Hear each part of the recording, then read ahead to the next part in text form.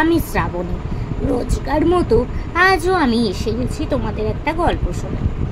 আমার এই চ্যানেলটিতে আমি তোমাদের রোজ বিভিন্ন ধরনের ছোট গল্প শোনাই। আজকে আমি তোমাদের উপেন্দ্র কিশোর রায়চৌধুরী মহাশয়ের লেখা একটি ছোট গল্প, যার নাম লাল সুতো আর নীল সুতো, এটি শোনাবার চেষ্টা করব। তো বন্ধুরা, প্রথমেই আমি তোমাদের রিকোয়েস্ট করছি, আমি যেহেতু একজন শারীরিক প্রতিবন্ধী, নিজের প্রতিবন্ধকতাকে ভুলে নিজের একটা পরিচয় তৈরি করব, সেই লক্ষ্যেই তোমাদের এই গল্প শোনানোর কাজটা শুরু করেছি। তোমাদের সাহায্য বা সাপোর্ট পেলে তবেই আমি এই কাজে সফল হতে পারবো। তো বন্ধুরা, তাই তোমরা প্লিজ আমার বলা গল্পগুলো স্কিপ না করে গিয়ে পুরোটা শোনো। আমার চ্যানেলটা সাবস্ক্রাইব করো, লাইক করো, কমেন্ট করো ও একটু শেয়ার করে দাও। আর এখনও অবধি যেসব বন্ধুরা আমার চ্যানেলটা সাবস্ক্রাইব করেছো তাদেরকে অনেক ধন্যবাদ জানালাম। তো চলো তোমাদের আজকের গল্পটা শোনানো শুরু করে দিই। লাল সুতো আর নীল সুতো, লেখক উপেন্দ্র কিশোর রায়চৌধুরী মহাশয়। এক জোলা একদিন তাহার স্ত্রীকে বলিল, আমি পায়েস খাবো, পায়েস রেঁধে দাও। জোলার স্ত্রী বলল, ঘরে কাঠ নেই, কাঠ এনে দাও, পায়েস রেঁধে দিচ্ছি। জোলা কাঠ আনতে গেল। পথের ধারে একটা বড় আম গাছ ছিল।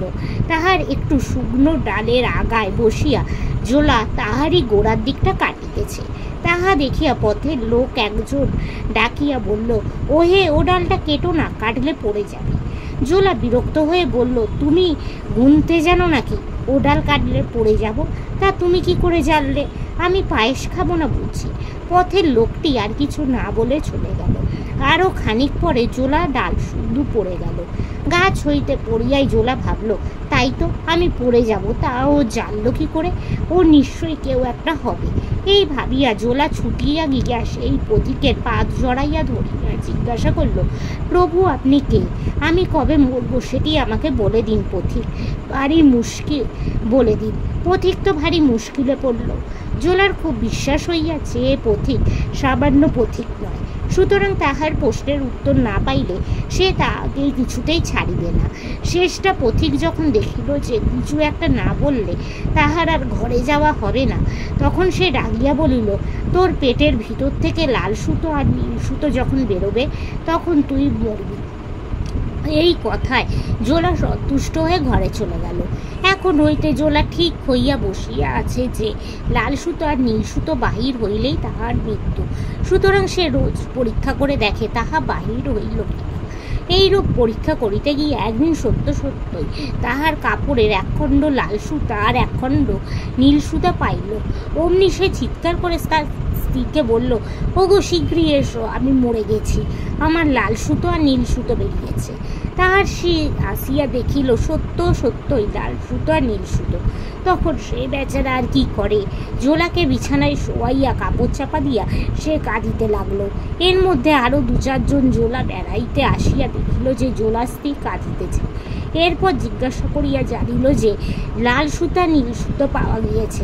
তখন সকলে স্থির করল যে জোলা নিশ্চয়ই মরে গেছে, সুতরাং তাহার সৎকারের চেষ্টা করতে লাগিল।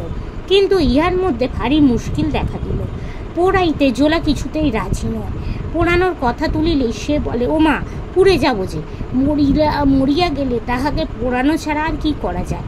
গোড় দেয়া। কিন্তু জোলা তাতেও অসম্মত, বলে, ও মা, দম আটকে যাবে যে। শেষে অনেক যুক্তির পর স্থির হইল যে জোলাকে গোড় দেয়াই হইবে, কিন্তু তার মুখখানা জাগাইয়া রাখা যাবে। জোলা তাতে রাজি হল, কিন্তু সে বলিল যে খিদা পেলে 4টি ভাত দিও।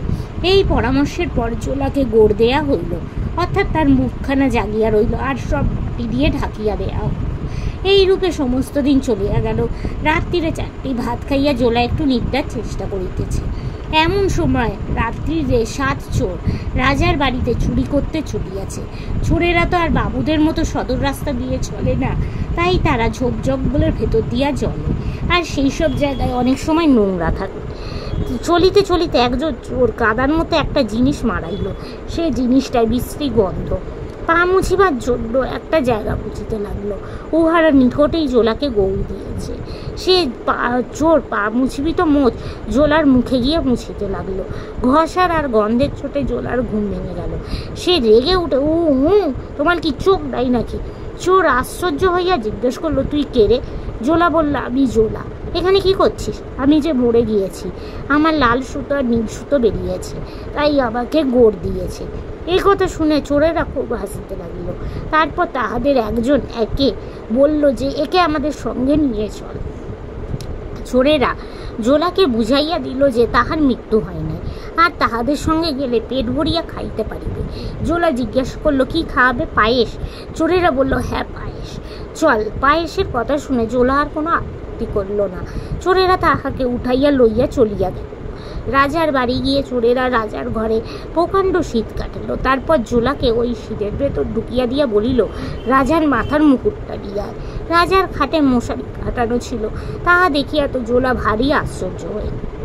সে মশারির চারিদিকে ঘুরিয়া কোথায় তাহার দরজা দেখিতে পারল না। সুতরাং চোরেদের কাছে ফিসরিয়ে আসিয়া বলল, হলো না, ও ঘরের ভিতরে আর একটা ঘর আছে, কিন্তু তার কোনো দরজা নেই। চোরেরা বলল, দুর্বোকা, ওটা ঘর নয়, ওটা মশারি, ওটাকে তুলে দেখলি না কেন? জোলা আবার ঘরের ভেতরে গেল। এবার জোলা মশারি তুলিতে অনেক চেষ্টা করলো, কিন্তু সেটাকে নাড়িতেও পারল না, কারণ সে খাট শুদ্ধ ধরিয়া টানাটানি করেছিল। সে আবার ফিরিয়া আসিল, না ভাই, ওটা বড্ড ভারী। আরে এমন গালা তো আর দেখিনি, তুই বুঝি ঘাট শুদ্ধ তুলতে গেছিলি? শুধু ওর কাপড়টা ধরে টানতে হয়। এবারে জোলা আর কোনো ভুল করলো না। মশারির কাপড় ধরিয়া টানিতেই সেটা উঠিয়া আসিল। খুব ভেতরে উঁচু গদির ওপর রাজা শুইয়া আছে।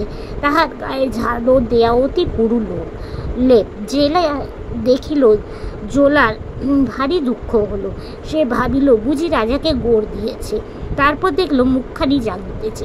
সে তখন ভাবিল, ঠিক তো আমারই মতন করেছে দেখছি, এরও লাল সুতো নীল সুতো বেরিয়েছিল নাকি?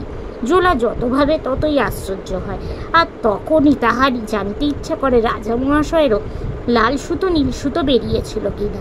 শেষটা এমন হইল যে এই খবরটা না জানিলেই নয়। সুতরাং সে রাজাকে ঠেলাইয়া জাগাইল, আর তিনি চোখ বেলিবা মাত্র জিজ্ঞাসা করিল, লাল সুতো নীল সুতো বেরিয়েছিল? ইহার পর একটা মস্ত গোলমাল হল।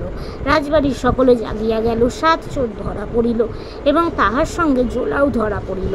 পরদিন বিচারে 7 চোরের সাজা হইল, আর জোলাকে পেট ভরিয়া উত্তম উত্তম পায়েস খাইয়া বিদায় দেয়া হইল। নমস্কার। তো বন্ধুরা, আজকের এই গল্পটা এখানেই শেষ হলো। তোমাদের যদি ভালো লাগে প্লিজ লাইক করো, আমার চ্যানেলটা সাবস্ক্রাইব করো ও শেয়ার করো। আজকের মতো আমি চললাম, আবার আমি কাল চেষ্টা করব তোমাদের এরকমই কোনো ছোটো গল্প শোনাবার। আজকের মতো টাটা।